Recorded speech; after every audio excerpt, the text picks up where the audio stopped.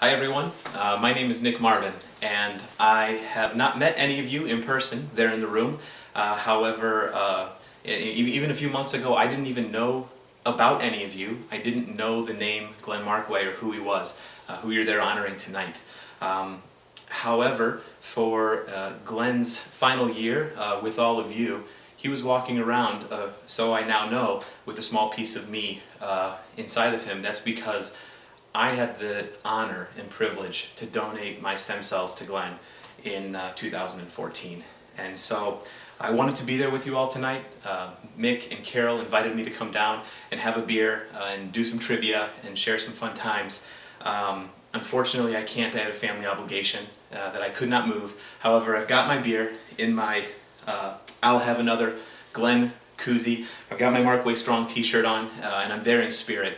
And really what I wanted to do tonight was share a little bit about my story, and more importantly, my journey in the donation process, and now my connection with Glenn and all of you, now that I know a little bit more about the recipient of my stem cells. I'm doing this without a script, so bear with me. I'm doing it without a script because I think that's the way Glenn would have done it after seeing him on video, so I'll talk more about that a little bit later. So what are some things I think you all might want to know about the donation process? One of them is, how did I come to be on the registry? And bear with me a second because I need a little bit of liquid courage.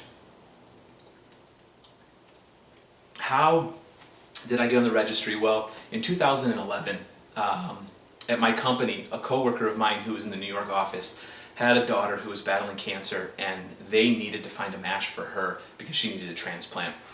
And I didn't know this guy. I think the daughter had leukemia, but what our company was doing was having a corporate stem cell typing drive at all of our major locations, including in Chicago where I was located. And so went up and got swabbed and knew that there was a minuscule chance that I'd ever be matched and thought that would be that. But then only 3 years later, I got the email telling me, "You're a match." And if I'm being honest with you, my immediate reaction was, oh crap.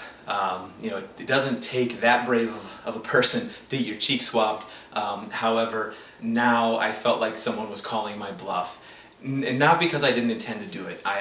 It's because I knew I intended to donate, and that was a scary prospect for me. And you don't feel so big and brave with all the questions running through your head. What does this entail? Nonetheless, I came home, I told my wife. She thought it was amazing. She was very supportive, my wife Emily, and really encouraged me to move forward with this if it was something I felt comfortable doing. And that began our journey. So, the donation process came in July of 2014. 5 days of injections to make sure that I had lots of stem cells running through my blood when they went to go harvest them. We went to the hospital on day 5, and they took the blood out one arm, put it back in the other, had a nice fancy machine off to my right that separated the stem cells, and that was the gift of life right there, at least as I saw it, and it was a really exciting process. And then after about 4 hours, after a couple movies and some snacks, I was able to go home. So it was a really simple, painless process, something I would encourage anyone who has the opportunity to do if they're ever matched to go forward with full force, because truly it was a highlight of my life, being able to participate in that experience. And you can't help but wonder about the recipient and their family. And I personally found myself thinking more about my recipient's parents, now who I know are Mick and Carol. I didn't know anything about them back then, didn't know if they were together, if they were part of the patient's life, but I assumed they were. And being a parent myself, I thought a lot about how hard it must be to watch your child go through something like that, and how much hope it must bring to have found a match and to know that there's a new chance to get a new lease on life. And that's what really excited me about the process. And I hoped someday I'd be able to meet my recipient and their parents. I hoped quite strongly that would be a possibility. Then in February of 2015, so about 7 months after the donation process, something happened in our family that hit very close to the donation process that I had gone through. And my son Andrew, at 15 months old, my second son, was diagnosed with acute lymphoblastic leukemia. And it obviously, as you can imagine, rocked our family. Jonathan, Andrew's older brother, was 3 years old at the time, and it was very difficult to go through the initial stages of treatment. And going through this experience has really put a completely different spin and connection on the donation process. And more than ever, I wondered if I'd ever have the opportunity to connect with this family and share our stories, and see what my recipient was doing with their life after the transplant had taken place. And I remember being told shortly after the donation that it had gone well, that the cells had grafted, that the recipient had gone home, and there were no major setbacks, which I thought was amazing. I was ecstatic to hear that. And about maybe 9 months after the donation process, I got another message telling me that there were still no major setbacks. So in my mind, we were doing it.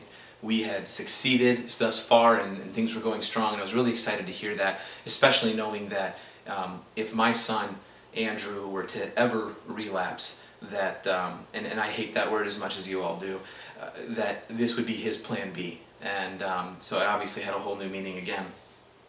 And we went through treatment, and we got a little distracted, and we had our ups and downs, and but we've gotten through it so far. Andrew's in remission. His treatment's about 3 years. It's a little different for his type of leukemia, and relapse is still a very real possibility. But we have faith in God's plan for him and our family, and that he's going to turn out just fine, and he's going to be cured of this disease. And I think it was about a year. Yeah, a year came and went after the donation process, and I knew that was an important milestone because it gave me the opportunity to request contact information from my recipient. But we were very busy, and I wanted to give the family time to make that decision on their own before I pushed too hard. And then maybe 3 months later, at about 15 months, I decided to reach out to the organization and ask them just what all that would entail. Who do we both have to reach out, just one of us, and how that would work. And I waited, and a couple days later I got a phone call from the people at Delete Blood Cancer. And I could tell that she didn't have good news. She was very solemn and somber on the phone. And I remember it now, it was last December that I had this conversation. And I braced myself because I was expecting her to tell me that my recipient wished to remain anonymous, and that he and his family did not have any interest in meeting me. And that was going to be a tough pill to swallow, something I would respect but difficult. And then she told me that in her notes it said that the patient had relapsed and had passed away. And I was not expecting that. That was a shock.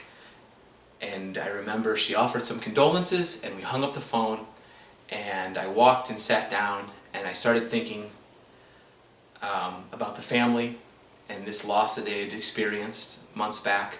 I thought about my son and the fear that this generated, knowing this was maybe going to be his plan B someday. And I thought about the fact that the mission we set out to achieve had failed. And in my mind at that moment, that's what had happened. And I broke down. I broke down and had my head in my hands, and I burst into tears.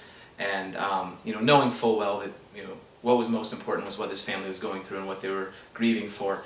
And then we began to move on with our life, and I knew that the chances of my connecting with the recipient's family must have reduced significantly. But I had it in the back of my mind, that's for sure.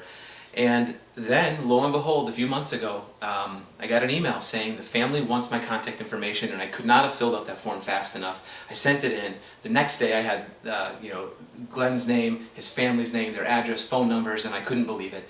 I started researching Glenn on the internet. I found Facebook, Caring Bridge, news coverage, and then I found something that I will forever cherish, and I know that you all in the room will also likely forever cherish. I I know for sure, Carol and Mick do, is the video diary that Glenn made while he was getting his transplant in the hospital and posted to YouTube. It was so amazing to get to know him through those videos. He was so forthcoming with the person that he was, honesty, the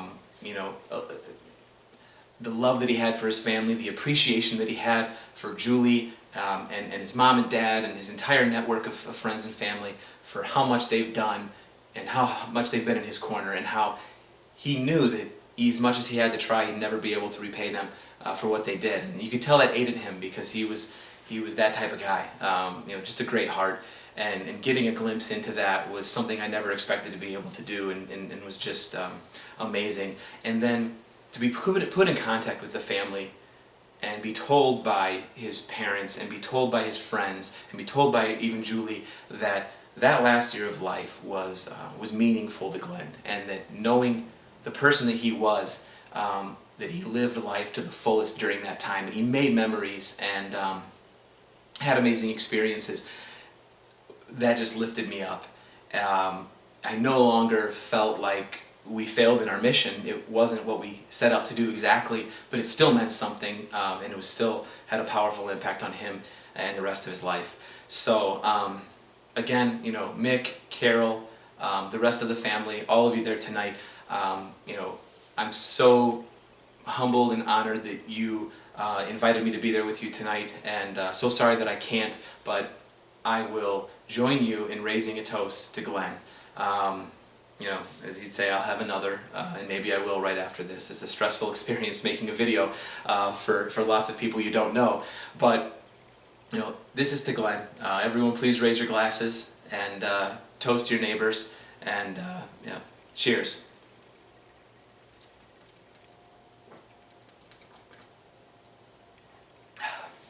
So have a wonderful time tonight, everyone. Thank you for giving me this time in your evening, and in the words of Glenn Markway, one love, people.